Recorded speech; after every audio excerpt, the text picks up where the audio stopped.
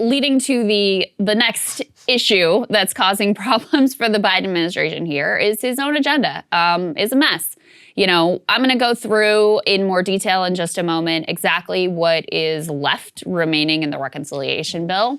It ain't a whole lot, but one of the significant pieces that got stripped out was paid leave. And again, it's another thing Democrats have been promising for years. And I'm not just talking about the squad. Every single Democrat runs on paid leave. Why do they do it? Because it's really popular. It's extremely popular. It's one of these issues where Republicans, because they carry water for big business, are dramatically out of step with where the American people are. It's like an 80-some% support kind of an issue. And yet, they've ultimately failed and dropped it from the bill. So this led to a little bit of an uncomfortable moment for our dear Secretary of Transportation, Pete Buttigieg, who you will recall just took a lengthy paid leave for his new babies that he's home taking care of. Okay, Congrats that's fine. to him. Yeah. Congrats to him. But Dana Bash, to her credit, pushes him on like, how can you still support this bill when you've been so vocal about the need for paid leave, which, by the way, not only him, but most white-collar workers are able to benefit from? This would really be about blue-collar and service workers having the similar benefits in that regard as the white-collar workforce. How do you still say you love this bill when something that you claimed was so central to you and your politics and your ethos has been stripped out? Let's take a listen to what he says. So you talked about a lot of big changes that are currently still in this framework compromise. There is something that isn't, and that is paid family leave. You returned from paternity leave after welcoming your newborn twins, Penelope and Joseph. And I want our viewers to hear what you said on this show just 2 weeks ago about the importance of paid family leave. I campaigned on that, so did the president. The Build Back Better agenda includes provisions for paid family leave. It is long past time to make it possible for every American mother and father to take care of their children when a new child arrives in the family. So what do you say to the more than 100 million Americans who don't have access to the kind of paid family leave that you just benefited from, and who don't understand why the administration didn't fight harder to keep it in the bill? Well, look, it's something that we believe in. I believe in it. Obviously, it's personal for me. The same is true for the president. And it's something that we'll continue pushing for. This is not half a loaf. This is a feast of good policies, some of which my party has been talking about, or even politicians on both sides of the aisle have been talking about for literally as long as I have been alive.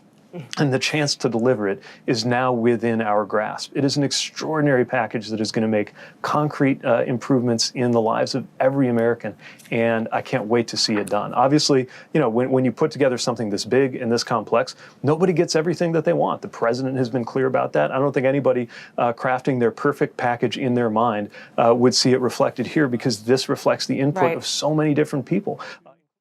So, oh, man. That was rough to watch. Yeah. Kind of wish you'd go back on paternity leave. A feast of good policies. Oh, this guy. I mean, 2 minutes ago, he's talking about how important paid leave is and how, you know, significant it is and how everybody should have this. And then now, oh, sure, we didn't get everything, but it's a feast of good policies. This isn't half a loaf, et cetera, et cetera. Progressives, of course, they did win one more minor and, frankly, at this point, irrelevant battle last week. Biden and Pelosi sort of wanted to get this bipartisan infrastructure bill passed on Thursday. Progressives said, no, we got to vote for the two things together.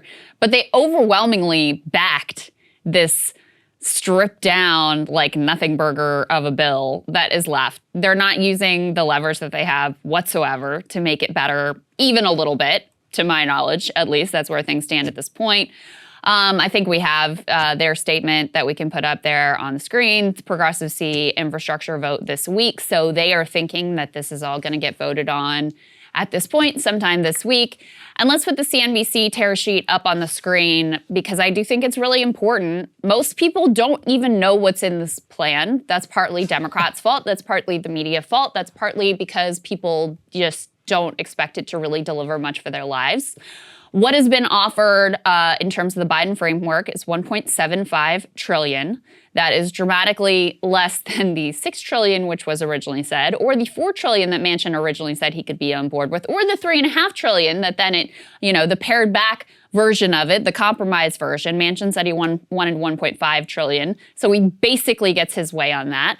What's left when you strip it down to that top line dollar figure is expansion of the child tax credit for 1 year, universal pre-K for 6 years. That's the best part of it too, by the way. Those I've already led with the best pieces of it. $550 billion in what is effectively totally toothless climate provisions. It does expand Medicaid and will reduce premiums for ACA coverage for about 9 million people. Remember, Bernie was originally saying, I'm not voting for this thing unless it expands Medicare to include hearing, vision, and dental. Right. Well, now it just includes hearing, vision, and dental. I'm trying to figure that one out, actually. Vision and dental, somehow not important. Is the hearing lobby very powerful in Washington? What's happening? It must be the least expensive part or something like that, even though hearing aids are very expensive. I mean, listen, it's great that grandma and grandpa can get hearing aids, but their eyeballs and their teeth are also part of their body that should be able to receive care as well. The dental thing really bothers me, actually, because people can have really significant, life-threatening health issues when they have a problem with their teeth, if their tooth gets infected, and the fact that you don't have seniors with dental coverage is disgusting and shameful. Anyway, hearing coverage, that's in there. On the tax front, we covered this extensively last week, but the big obvious things that you could do to tax the wealthy, no, we can't do any of that. We can't change the step-up basis. We certainly can't close the carried interest loophole. So instead, they've got some surtaxes, the 5% on personal income above $10 million, 3% on income above $25 million. Again, most of the really rich, they aren't taking in their money via income. So this is fairly irrelevant. 15% minimum tax on corporate profits of large corporations with over $1 billion in profits. Very hard to enforce, but we'll see how that ultimately works out. 1% tax, 1% on stock buybacks, okay, whatever. And a 50% minimum tax on foreign profits of U.S. corporations, again, another thing that's very difficult to enforce. They're also including the increased IRS enforcement, some of the details of that still being worked out. So overall, any of the efforts to really get at the fortunes of the wealthiest of among us, the people who got super, extra, ultra, insanely rich during the pandemic, not doing much of that. What's left out of the bill, of course, paid leave, as we just discussed, which originally was going to be 12 weeks. And they were like, maybe we'll do 4. And then they're like, no, we're not going to do it at all. Community college, free community college. We were told that was a major priority of Biden. That's out altogether. Killed by the college industry. I'll never let that one go. Killed by the college industry. Thank you for reminding us of that. Medicare, negotiating prescription drug prices, something Democrats have promised since 2006. Killed by Big Pharma. Billionaire tax out that had briefly been floated as maybe we'll do this thing that would be marginally good and tax 1,000 people who are billionaires. Now that's out. Medicare, vision, and dental, as I already said, and the child tax credit only for 1 year. After that, good luck, everybody. Yeah. So not much to really get excited about here. Not much to really hang your hat on here. And it's pretty pathetic that this is ultimately what it comes down to. This bill is a total dog. Nobody knows what's in it. There was an ABC News poll just came out. 71% of people said they only knew some or nothing of what is actually within the bill. So messaging is a disaster. Like I said, Obamacare is arguably a better messaging bill than this because at least people knew it had something to do with healthcare and it had that one preconditions thing. On this, nobody cares. No one. And if it had one major program, but instead, as you point to, it's subsidy on this, subsidy on that. Nothing is particularly permanent. There's no actual expansion. There is a very little attempt at really just making it big and coalitional, as in little pieces for a bunch of different types instead of one big program that Americans at least might be able to understand. Think back to the stimulus checks versus this. Why do you think that those were overwhelmingly popular and this one is not? not? For the simple reason that it's easy to understand checks. Yeah. And, it's just one of these things where people in DC have what I call like program brain. They're like, we need to create a new program that targets this, this, and this. Listen, by the time you started saying program, people are completely tuning out. When you make it easy to understand, this is really just a big failure on Biden's part whenever this is all you have. And I didn't even get to comment on the Buttigieg part. I mean, it's just amazing, right? Yeah, It's like, in terms of, it's not the half loaf thing is just so classic Pete. By the way, here he has the Amazon documentary coming out, so that's great. I got more to say about Pete in my monologue today. The donor classes apparently wants to set up a Pete versus Kamala showdown. God help us all. God help us. But yeah, I mean, listen, this is just sad. It's just sad. The most popular parts of the bill, because, they like to paint this like, oh, we're making concessions to political reality and the politics. I've seen some stories that are like, oh, the politics on the ground have changed. That's why the bill has shifted. But you're taking out the most popular parts. So that doesn't add up at all. I mean, prescription drug pricing, paid leave, those are the two most popular parts of this provision. The next most popular part of this bill was taxing the rich. So all of the most popular pieces you're pulling from the bill. So how can you say this is about, political realities and trying to do what's popular with American people? That's complete farce.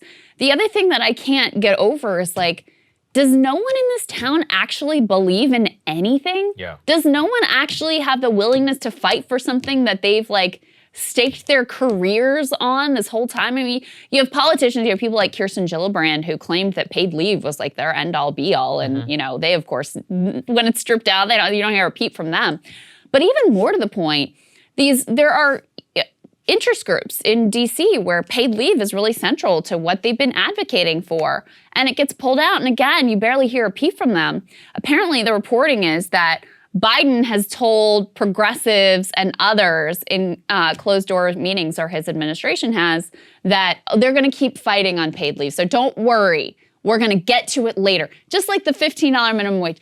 Don't worry. We're going to keep fighting for it. Like, how stupid are you people? Also, nothing else is going to pass during your presidency. Do you really believe that? How? How is that? Give me an actual logical path to passage for paid leave or the $15 minimum wage or anything else for this entire administration. And that's part of that segment with Dana Bash, what Pete said is like, good policy is good politics. So we're going to come in even stronger than before. And that's how we're going to get paid leave done. That's gibberish. That doesn't mean anything. That's just you using just word salading your way to something that is never, ever going to happen. So it's just pretty pathetic at this point where we are. So look, I think this thing probably will pass. Yeah, I think so too. In essentially its current state. Look, I think it's great that everybody will be able to go to pre-K, 3 and 4-year-olds. I think that is, a genuinely good thing. Overall, I think this is a complete mess, overpromising, dramatically under-delivering, and Democrats should not be remotely surprised when their base, let alone anyone else, has zero enthusiasm for them or any of their promises in the future. Yeah, that's right. Hey guys, thanks so much for watching. That's right. Just as a reminder, you can become a premium subscriber today. Watch the full show completely uncut, our reactions to each other's monologues. You get to listen to it. You get to ask us questions, all that good stuff. Link is right there in the description or at breakingpoints.com. Best of all, great way to say screw you to the mainstream media.